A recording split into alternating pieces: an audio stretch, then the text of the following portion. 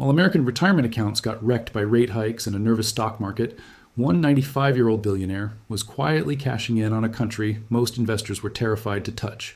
Japan's bond market was falling apart.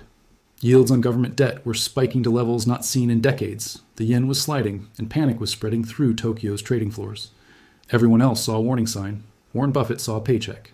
Berkshire Hathaway had spent 6 years quietly building a position that most Wall Street analysts either ignored or mocked, and that position just turned into a $24 billion profit, built almost entirely on borrowed money at a rate cheaper than a typical American credit card's cashback rewards. This is not a story about luck. This is a story about a financial mechanism most Americans have never heard of, one that Buffett used to turn someone else's crisis into his advantage. And by the end of this video, you'll understand exactly how it worked, why it's happening again right now, and what it says about where smart money is really moving in 2026. Let's get into it.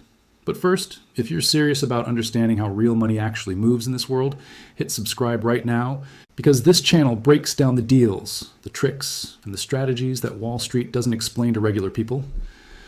Drop a comment and tell us where you're watching from, and stay until the end, because the second half of this story involves a political shakeup in Tokyo that most Americans have never even heard about, and it directly explains why this crisis happened in the first place. Let's start with the numbers, because they matter more than the headlines. Back in 2020, Warren Buffett's Berkshire Hathaway quietly disclosed something unusual.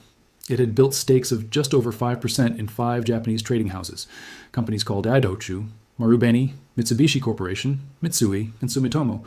These are what the Japanese call Sogo Shosha, or general trading companies. Think of them as sprawling conglomerates that touch everything: energy, metals, food, textiles, logistics, finance, all under one roof. If that sounds familiar, it should. It's basically the same business model Buffett built Berkshire Hathaway on, a diversified empire of unrelated businesses, all generating steady cash. At the time, most of Wall Street shrugged. Japan had been a graveyard for foreign investors for decades. The country had spent 30 years fighting deflation, stagnant growth, and a stock market that had barely moved since the 1980s bubble burst. Buying into old-school Japanese trading companies looked to a lot of professional money managers like exactly the kind of move an aging investor makes when he's out of new ideas. They were wrong, spectacularly wrong. By the end of 2024, Berkshire's total investment in those 5 companies, which had cost around $13.8 billion to build, was worth roughly $23.5 billion. And in the time since, as Japan's bond market has gone through outright turmoil, that position has ballooned even further. Berkshire's paper gain now sits at approximately $24 billion. That's not a typo. $24 billion in profit on companies most American investors couldn't name if you paid them. Now here's where it gets interesting, and here's the part almost nobody explains properly. Buffett didn't just buy Japanese stocks with American dollars sent overseas. He did something much smarter.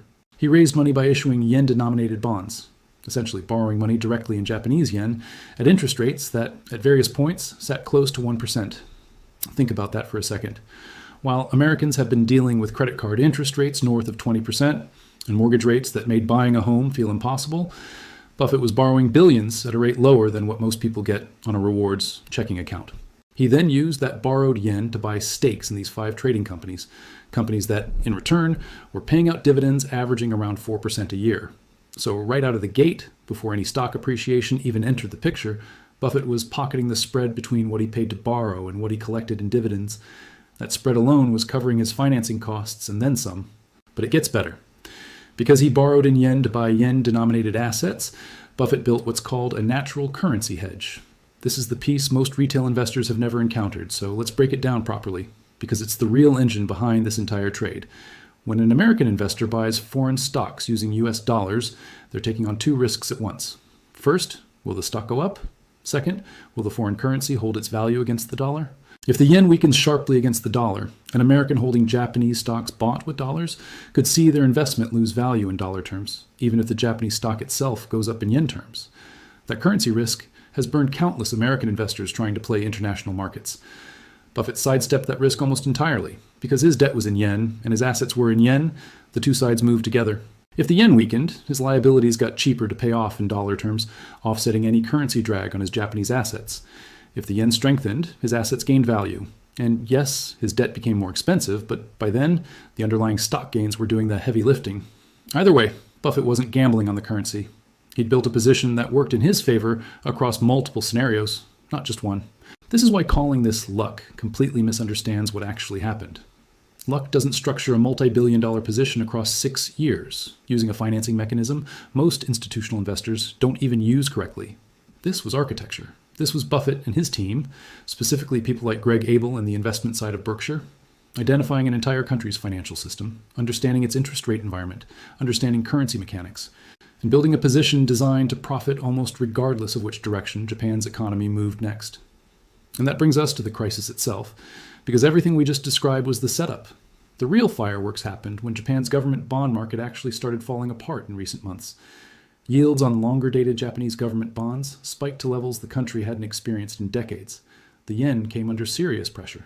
Investors around the world started asking whether Japan, a country famous for ultra-low interest rates for over 30 years, was entering completely uncharted territory.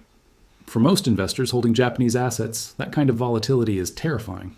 For Buffett, given exactly how this position was financed and structured, it became rocket fuel. So what actually triggered this bond market chaos in Japan? What does it have to do with a new prime minister nobody in America has been paying attention to?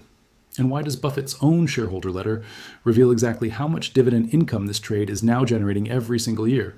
That's where we're headed next. Let me know in the comments if you want the full breakdown of the political trigger behind this crisis.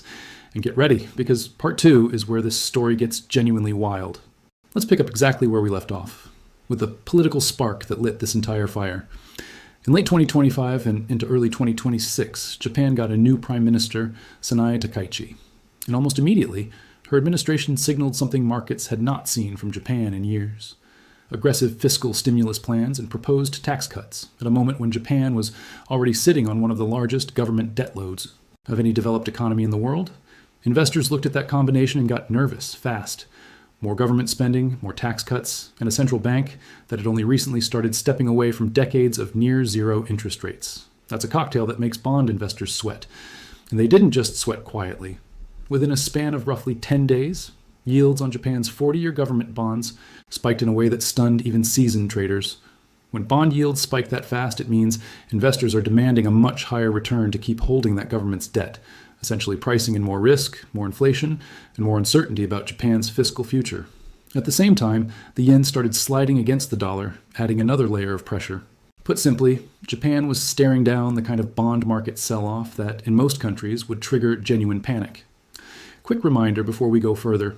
If this kind of real financial breakdown is useful to you, make sure you're subscribed, drop a comment with your biggest takeaway so far, and stay with us, because the numbers coming up are even bigger than what we just covered. Now, here's the part that made Buffett's position so unusual. Normally, a bond market crisis like this would be bad news for anyone holding assets tied to that country. But remember, the structure we broke down a minute ago. Buffett wasn't holding Japanese government bonds. He was short yen-denominated debt, meaning he owed yen, and long Japanese equities, meaning he owned yen-denominated stock. When a country's currency weakens and its bond market sells off in this specific configuration, a position like Buffett's can actually benefit, because the cost of servicing that yen debt in dollar terms keeps shrinking, while the operating businesses underneath the trading houses keep generating real profits from commodities, energy, and global trade flows, largely unaffected by Japan's domestic bond turmoil. And it's not just theoretical.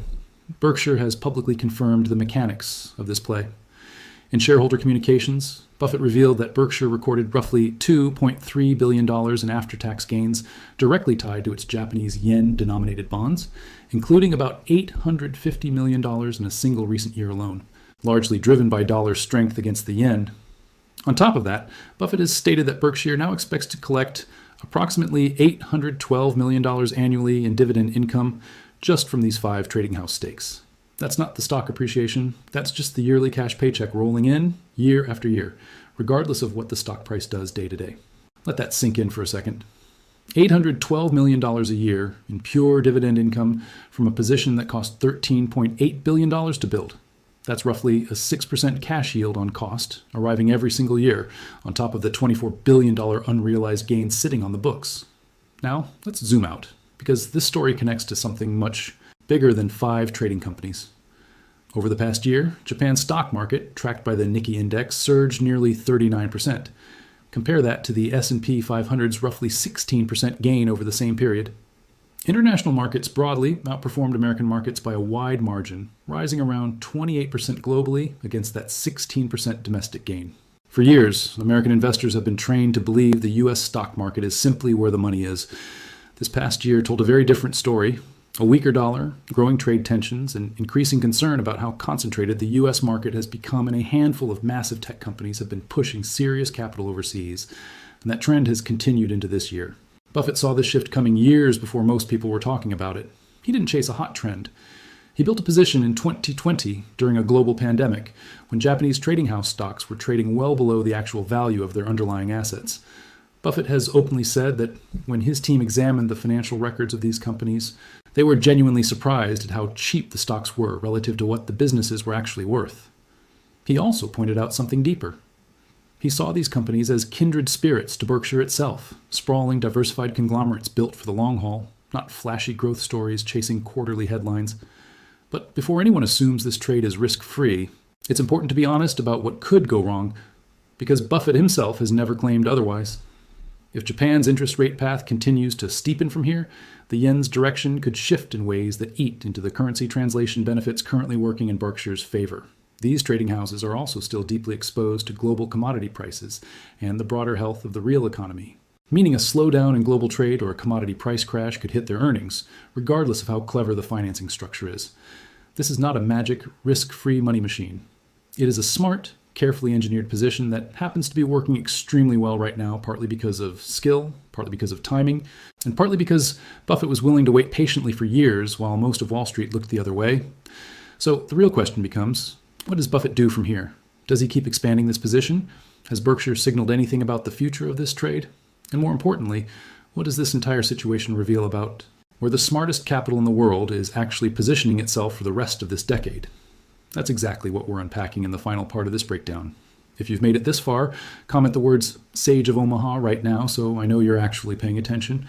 And let's move into the final part, because it's about to get even more interesting. Let's close this out properly, because the final piece of this puzzle is what actually matters most for anyone watching their own money right now. Back in early 2025, Buffett made something clear in his annual letter to shareholders. Berkshire had originally agreed to cap its ownership in each of these 5 trading houses at around 10%, out of respect for the company's own boards and governance preferences. But Buffett revealed that Berkshire had secured agreements with all 5 companies to exceed that original cap going forward. In plain English, Buffett isn't done. He's not trimming this position or quietly exiting while the gains look good. He's been given the green light to keep building it further, and everything about his public comments suggests he intends to. In fact, back in 2023, when a CNBC interviewer asked him directly about these Japanese holdings, Buffett didn't hedge at all. He said plainly that it's worked out very well so far, and that Berkshire will likely be in these stocks for 10, 20 years. That's not the language of someone looking for an exit. That's the language of someone who found a business model he trusts, at a price he liked, financed in a way that minimizes his downside, and who fully intends to let time do the rest of the work. This is peak Buffett philosophy in action. Find wonderful businesses, buy them at a fair price, finance them intelligently, and then simply wait, sometimes for decades, while the market eventually catches up to what you already understood.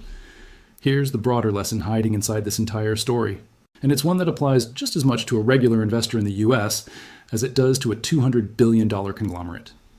Buffett didn't get rich off this trade by predicting Japan's bond market crisis. Nobody, not even Buffett, has that kind of crystal ball. What he did was build a position years in advance that was structurally set up to benefit from multiple different outcomes. If Japan's economy grew steadily, he'd benefit from rising trading house profits and dividends.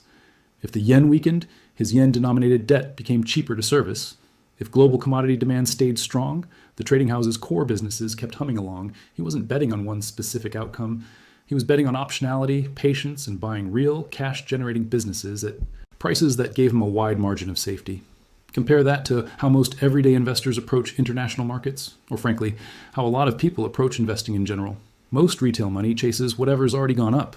Money floods into a stock or a sector after the headlines have already been written, after the gains have largely already happened, and after the risk has quietly shifted from underpriced opportunity to overpriced hype. Buffett did the opposite. He walked into a market everyone had written off during a global pandemic when fear was at its peak, and bought stakes in unglamorous, boring, cash-generating companies that Wall Street had zero interest in talking about. Nobody was making YouTube videos about Itochu or Marubeni in 2020. Nobody was excited about Sogo Shosha trading houses. And that's exactly the point. The excitement, the hype, the crowded trade, that's usually where the real opportunity has already been squeezed out. There's also a bigger macro signal buried in this story that deserves attention, because it's not really about Japan specifically, it's about where global capital is heading in 2026. For over a decade, the prevailing wisdom among American investors was simple.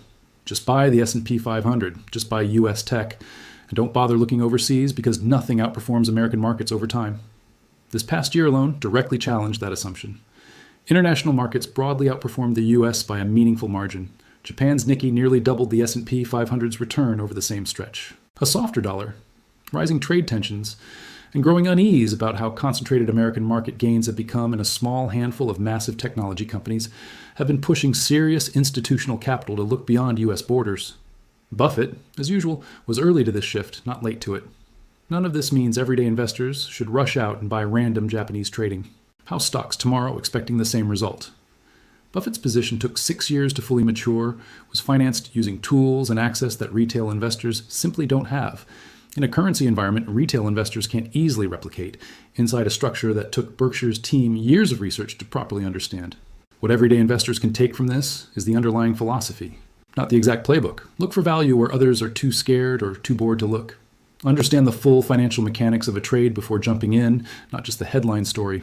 Respect the power of patient, long-term capital over chasing short-term hype. And recognize that a crisis in one market doesn't automatically mean disaster for every investor exposed to it. Sometimes, if you're positioned correctly ahead of time, a crisis becomes the exact moment your strategy starts paying off. Warren Buffett is 95 years old. He has been doing this longer than most of his critics have been alive, and this Japan trade might end up being remembered as one of the sharpest, most quietly brilliant plays of his entire career, built not on a hot tip or a lucky guess, but on years of patient research, disciplined financing, and a willingness to walk into a market everyone else had abandoned.